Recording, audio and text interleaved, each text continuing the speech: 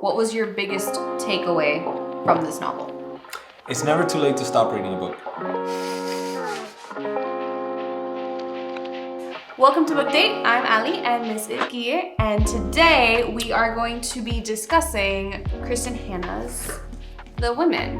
Which I think is probably the most popular book of last year, especially since no book with horny dragons was released last year. Fair. If no book with horny dragons was released in 2024, then this book is probably the most popular of that year. I have no idea. I do know that of all the books I read in 2024, Goodreads says that this one was the most highly rated. So, according to Goodreads, of all the books I read in 2024, this one was the best. All right, so pretty much The Women, Kristin Hannah centers around the character during the Vietnam War, and her whole family is a military family.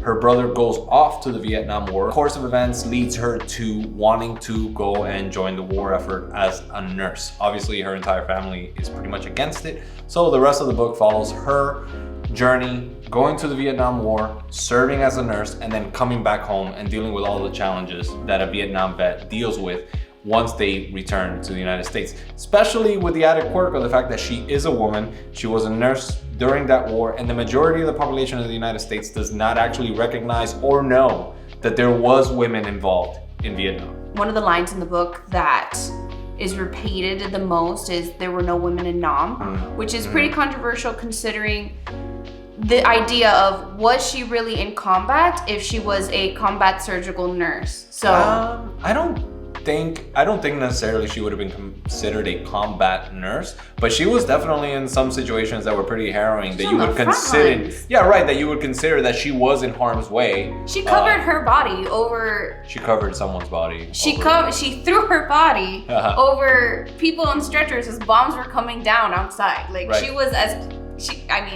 In my point of view, that is she's actively in combat. Yeah, she didn't have a gun in her hand, but she was literally holding together legs and arms of people who had just been bombed. And back in Nam. I think the most quoted line from the book is, "I was there." It's something that once she returns back home, she continuously keeps screaming out over and over and over and over again. It's like, I was there, because no one wants to recognize her service, which I think is the biggest dilemma, or the biggest conflict of the second half, is that when she does return home, when she's basically dealing with no recognition. It's basically, she went through this extremely traumatic experience, this super harrowing part of her life, and pretty much the entire world acts as if it never happened.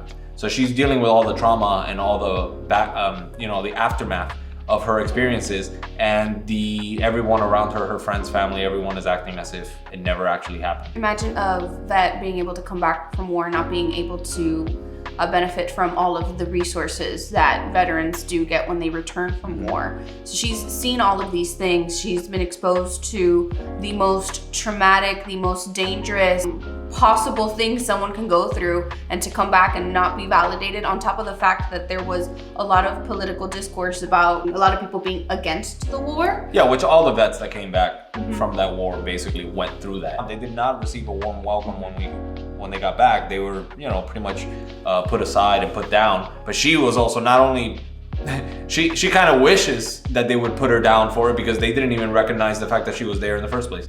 But anyway, did you actually like this book? I did. Did you not? Okay, I guess I'll go first. What would you give it 1 out of 5 stars? 1 out of 5 stars, but probably a 3, 2 or a 3. Unfortunately, and I'll go into the reason why. I don't think it's a bad book. It's an extremely well-written book and all of that. It's amazing. The characters are great. The thing is that I feel like this book should really be divided into 2 separate parts. The first part being when she is actually serving in Vietnam as a combat nurse, which I thought that part of the book is incredible. It's amazing. It stands right up there with all the other Vietnam movies and all the other war movies that you can see. It's great. It's amazing. You have characters that are deeply flawed, but they're doing their best. They're going through some extreme circumstances, creating incredible bonds. And then when she goes back home, it just proceeds. The entire story proceeds to be about her just making mistake after mistake after mistake. And it is essentially becomes a story of her creating her own problem. I'm sorry. I do believe this says part 2. So This book was divided into 2 sections. Right. So the first part, I would rate it a 4 out of 5. Okay. The second part, I would probably do maybe a 1 or a 2, to be honest with you. I'm just not a big fan of stories, whether it be movies or TV or books, where the main character is the one creating the majority of their own problems. I like to watch characters that are trying to go against, have some kind of goal. They're trying to fix some kind of situation, trying to make the world a better place or this or that. Which in the first half of the book, that's what she's doing. You know, she's trying to save lives. She's trying to aid in the war effort. She's putting herself aside, putting her, being very selfless with her time, with what she's deciding to do. And then in the second half of the book, it's basically just chapter after chapter after chapter of you going, please don't do that. Like just screaming in your head, please don't do that. It's not a good idea. And it tries to explain it, or not explain it, but the justification, whether is that she is going through a lot of trauma, she has PTSD, she is dealing with all of the, aftermath of her service, but it's still not a pleasant story to read or encouraging or anything like that, which is the point, but I just do not appreciate stories like that. The problem that you mainly had with this, which, I'll credit where credit is due, I kind of agree. The first half is this moving, high stakes kind of, we're in war combat. It's an insight into what it was like to be at the front lines. But once we return to the US, like he said, it's just bad choice after bad choice.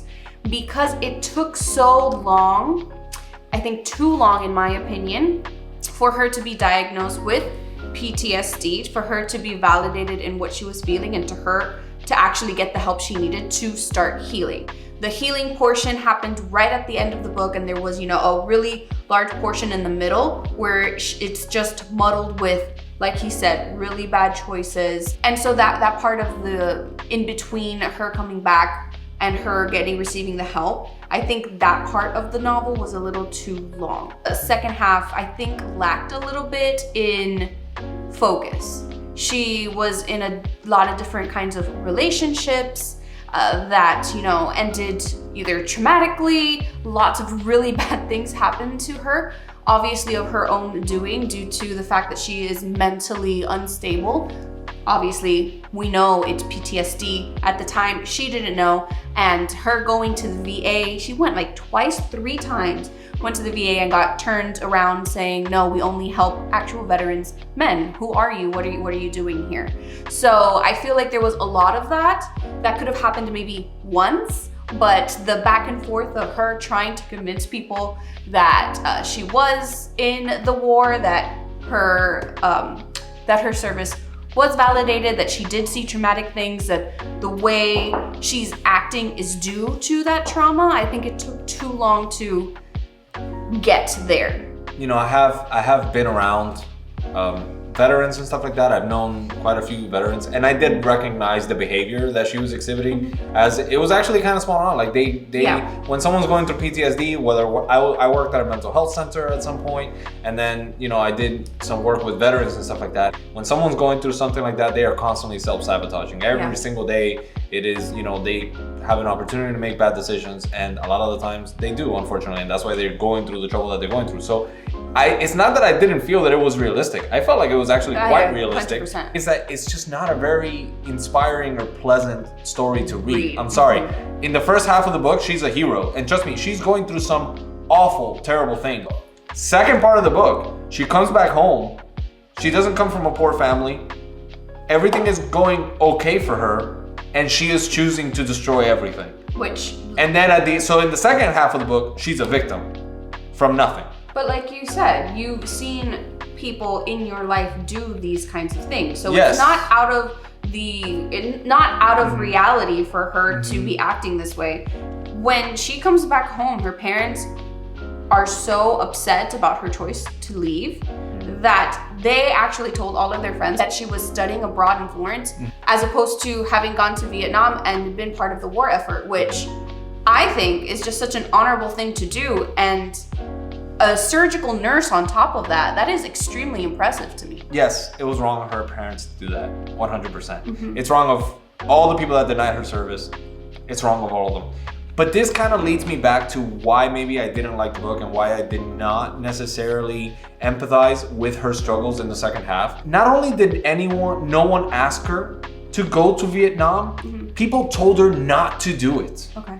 And then when she comes back and all the people that told her, we don't want you to do this, when they were not happy about her going to Vietnam and just wanted to not even talk about it, she proceeds to then get mad at them and expect some kind of recognition from people that told her, I don't want you to do that. I would prefer if you did not do this. So they just kind of wanted to move on. Right, but I feel like at some point, you know, you support your child, you accept your child's decisions, and you know, make the best of it. Yeah, and they could have been better about it. Especially considering the fact that this family specifically, they are a family of war heroes. Like Gia said, her dad in his office has a picture of every single male in the family who has participated in a previous war, and her brother had just gone off, and she pretty much followed him, thinking that she would find glory and she would, you know, be as honored in her family if she kind of followed suit.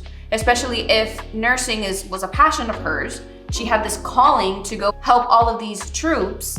I just think it should have been something that her family kind of understood a little more, considering they were so wrapped in that war. But considering, again, we're talking the 60s, you know, women obviously had a different set of expectations. So she was pushing boundaries initially anyway. So I see what you're saying. I just think that if she wanted to do that, go ahead and do that and take what you want from it. Be happy that you did it. Find fulfillment in doing that. But do not expect that all these other people that never wanted you to do that in the first place were going to then celebrate you afterwards. Okay, fine. Maybe she didn't necessarily need a celebration.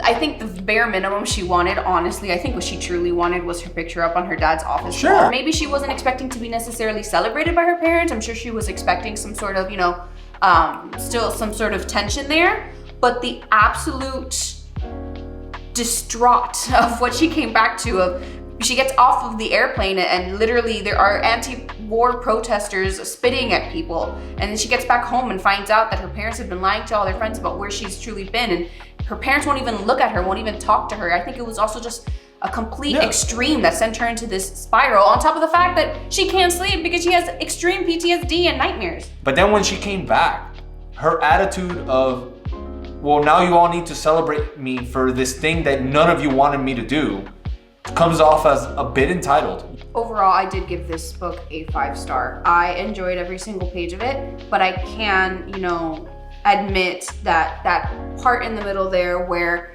it's just bad choice after bad choice, it's hard for me to get behind. Hard for me to get behind someone who's not taking accountability, and you know, she's trying to help herself. She's trying to reach out for help. It's not coming to her, so it's a little gray. It's a little bit of a gray area there for how I felt for her. I feel like she did have help.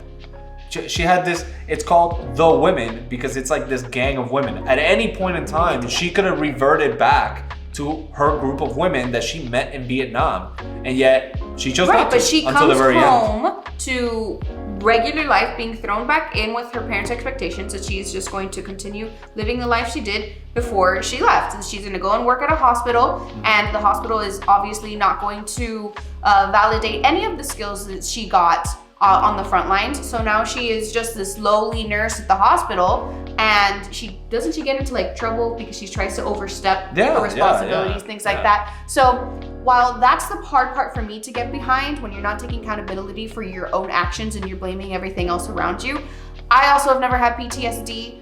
I can't necessarily speak to that. We know people who do, but at the same time, does she get a pass? In my head? I'm not saying that her actions are not justified or that I do not understand why she is doing the things she's doing. What I'm trying to say is that it is just not a good book to read. It's not inspiring at all. I think the main relationship in this book, like Gia was saying, are the gaggle of women. The core group, the two friends that she made, Ethel and Barb, was my favorite part of the through line of the entire novel. The two friends that she made in Vietnam who became, her family. When she came back and was living with her parents, her mom ended up reaching out to these girls because she didn't know what else to do with her daughter, who was obviously struggling. And these girls came up, picked her up, cleaned her up. And that friendship from the first few chapters all the way to the end was my favorite aspect of the novel. Just the strength of them picking each other up. But what I did find interesting was the other two girls, Barb and Ethel. They came back and they didn't have as hard of a go of it as Frankie did. Barb kind of focuses all of her energy into her activism, and Ethel kind of moves on with her life, gets married, starts a family, has kids, moves away. And they're always there for Frankie whenever Frankie falls, which happens a lot. I wish I would have seen a little more struggle from the other two girls. I would kind of have helped. I actually think that kind of goes to show you that the other characters were way more admirable than she was. Okay. Like that is your evidence. So you like think why it was didn't completely it was entitlement. It was just entitlement. It's like she goes off and the other two girls were never expecting that welcome when they got back. And then when they came back home, they just moved on with their life. Do you think that Kristin Hannah, the author, kind of did that intentionally to show how different personalities deal with different PTSD? Sure, how, 100%. It's all a matter maybe of Frankie perspective. wasn't as strong as these other It's women? not. I don't think it's a matter. I think when it comes to PTSD, perception matters a lot. I think I read once, I saw it on a podcast or something like that, the two people could be in a car crash, and the way that the two people perceive it determines whether or not one of them is going to have PTSD or not. If one of them perceives the car crash as it was just a fender bender, a bumper, they're going to be fine. If the other person perceives it as that was really, really close to death, they're probably going to have higher likelihood of PTSD. And I think her expectations of what it was going to be like when she returned back home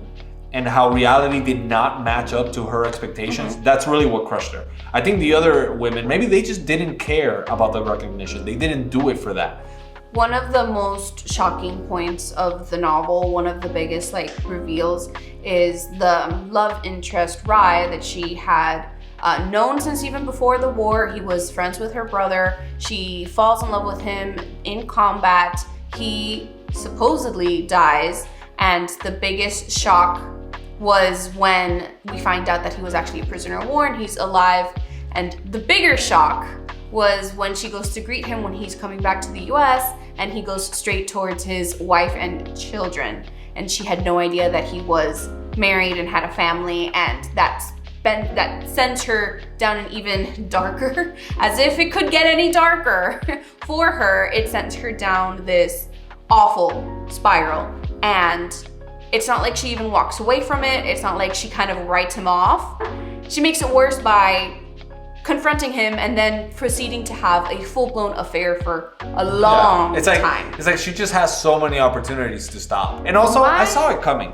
You know how I saw it coming that he had a full-blown other family or whatever? I did not see that coming. Okay, I saw coming that he was going to be a prisoner of war. Sure, I didn't see coming that he had a family. Yeah, I saw it coming. You know why? Because basically the second half of the book becomes, how can this be any worse? And so the second that I saw that he was alive, I was like, no, that's too good. See, that's not. I thought that maybe it was going to be part of her healing, because a more major part of why she was so sad and so upset was because the love of her life, he had died. Which also, you kind of also saw that coming. When he was gonna, he was gonna, die or whatever. Yeah, no, I totally saw that coming. But then I saw, because they had dropped hints of prisoner of wars, which I also thought the brother was gonna end up being prisoner of war. That would have been also pretty cool. That would have been pretty cool too. I'm actually kind of glad that he wasn't. That way it was a little bit of a surprise for me, so it wasn't so predictable.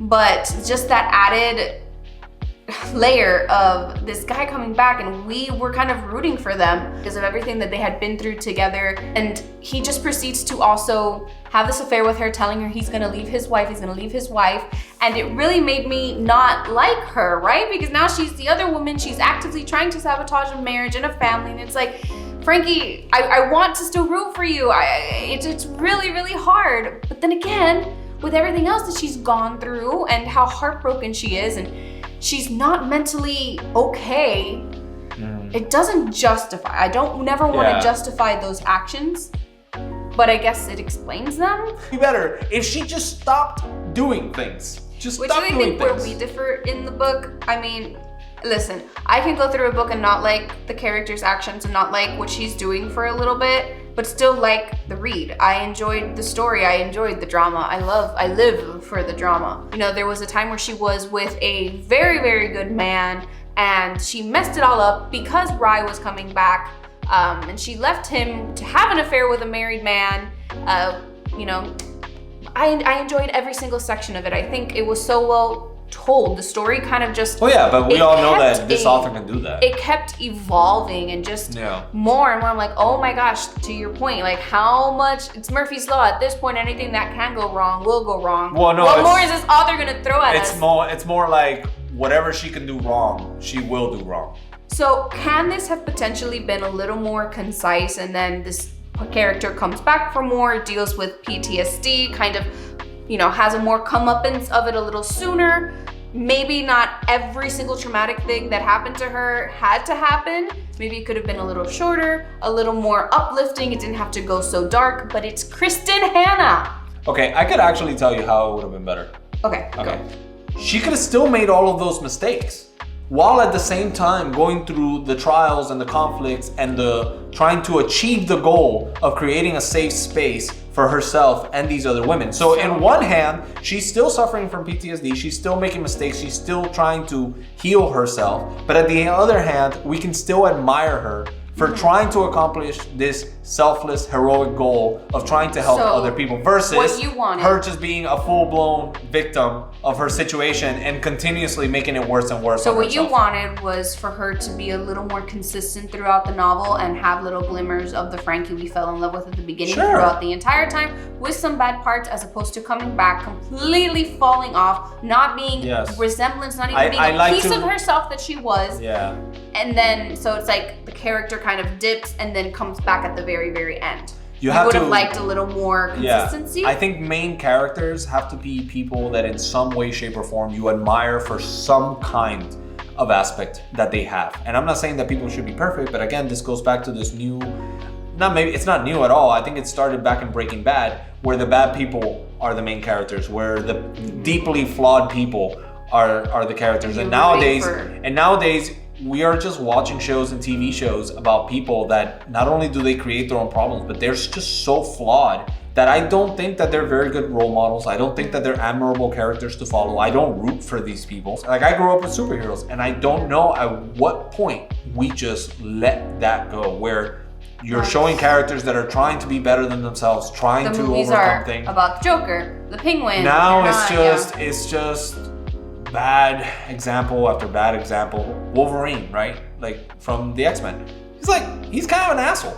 An asshole all the time. But he is extremely selfless, constantly putting himself in harm's way, constantly trying to save other people. So you can admire him for that, but he still feels like a real person because he has flaws. He's not like Superman that there's like no flaws there. He's almost like a caricature. So you can have characters that feel real because of their flaws and shortcomings, while at the same time, they are trying to do things that are admirable. And that's really what I think a good character is. At the end, I believe she starts a whole foundation for the women in Vietnam, and hosts a whole place in Montana where these women can come and talk about their experiences. Unfortunately, we don't get to see much of that. It's like all of a sudden it's how many years later and she has this foundation. I feel like we had been through so much with her. I would have liked to see more about maybe her starting this foundation as opposed to doing it as an epilogue. I think that should have been the second part of the book. And then she could have still had all the same problems, by the way. She could have started that foundation, and I'm pretty sure that starting a foundation that helps a ton of people is not an easy thing to do. I'm sure there's gonna be a ton of conflict there. I'm sure there's gonna be a bunch of things that go wrong, a bunch of things she has to overcome. She could have done that as the through line, and then on the other side, she could have had substance abuse issues, she could have had relationship issues, while all at the same time, even though she's going through all of those problems, still sticking it out. But instead, that's how it ends. What was your biggest takeaway from this novel? It's never too late to stop reading a book. No, I mean, I seriously, I think about it this way. It's because I basically had to sit through half of this big book, where thinking that anytime she's gonna turn this around and she's gonna find something else to focus on, some other kind of conflict, some other type of goal, and she never did. But I didn't feel like I really gained anything from the second half, and I didn't really enjoy it all of that much. So I kind of wish that I kind of want to stop reading it halfway through. I loved this novel. I gave it a complete 5 stars. Like I said, I agree with certain of his points, but at the end of the day, I live for the drama. I did enjoy every single plot twist. I did enjoy the suffering, let's be honest. Like, I love the drama. And like he said, it's extremely engaging in the way that it's written, in the way that the story continues to move and evolve and change. And it feels like so much happens in this novel that it should be like, I don't know, Stephen King length or something. And it was surprising to me that I got through it at the pace that I did. My biggest takeaway from here is everything that I learned about this time period. I'm not very much into historical fiction. I don't think I've ever read a war book like this, or a book that's set in wartime. I guess Gone with the Wind, but that's, you know, very different from this novel. I didn't know how the veterans were received when they came home. I love, you know, exciting books. I love romance. I love drama. So this has everything in there for me, told in a fast-paced setting, which is Kristin Hannah's writing. There is some incredible full circle romance points that kind of come through, and it ended exactly where I wanted it to end. I think she ended up with the perfect person to end up with. And, you know, I'm just a girl, okay? I live for the romance. I was hoping for her to end up with somebody, and she did, and I was very happy about that. Also loved the, like I said, the friendship aspect through here. I think that's the winning relationship of her, the relationship with her family, the relationship with all the different men in her life. The one stable, most healthy relationship was the one that she had with the other women who were in Vietnam with her. I like 50% of the book a lot. So are you gonna read another Kristin Hannah? Yeah. I actually, the 4 Winds I thought was amazing. Kind of, the ending was just like really sad. And so there hasn't been a Kristin Hannah yet that is like a 5-star for you? No, but I mean, I think that the 4 Winds was like a 4-star almost. So I think that's plenty good reason to keep reading her books. All right, guys, so that concludes our discussion on The Women. Again, this is a highly recommended read on my end. I give it 5 stars, and Gia gave it 2.5. I think honestly, I can totally see why you would give it 5 stars, and I think that if you're a person that reads books for the same reason that she reads them, I think go ahead and read it 100%. I'm just kind of here to put up a warning sign saying that if you don't like these things, I would definitely, even though this book is extremely popular, even though it's extremely, you know, well reviewed, I would say skip it, and or maybe read it for the first half, and then once you get into the second half, if it's not something that you're really into, go ahead and put it down, because it's not going to change. It's pretty much going to be like that the entire time. So. And I can give a book 5 stars and think it's absolutely fantastic. It's super well written, super cohesive from beginning to end, but I can always give it, you know, there's always something to criticize. So while I did agree with a lot of the criticisms that Gia had for it, in my perspective, a lot of that kind of added to the validity of the book, making the character a little more realistic and not just another copy-paste, and not just the perfect character from start to finish, the flaws, the choices, all these things. Granted, I struggled with her, but you know what? I don't mind it when I'm reading a book and I struggle with the main character, and I kind of have internal conflict with them. I feel like I continue to be more engaged as opposed to a character that's gonna do exactly what I would do all the time. So it added to my enjoyment of the book, even though I do believe all his criticisms are fair, and I have criticisms of my own. I gotta give it a 5. Like, there's no way. You can't compare this book to other books that I've read recently and not say, okay, 5 stars. Well, that's just because you might be picking bad books. Very fair. Thanks for watching Book Date, guys. Tune in next week so you could hear us talk about Onyx Storm, Onyx Rain, and whatever. I'll be drinking at that point for sure. I won't be. This baby's not coming for another 9 weeks. But you know what? Honestly, at the rate we're going, by the time you see this video, baby might already be here. You're 4 pages into Onyx Storm? I'm 4 pages into Onyx Storm. What do you think? What are you thinking? I'm thinking this is gonna be a very long book. It's because they haven't had sex yet, so that's why you're not that motivated. I'm very excited. I am very excited. I'm just also very tired. Very tired. And I am so sorry if some of the things I said made no sense. It's not my fault. It's not my fault, it's his. He did this to me.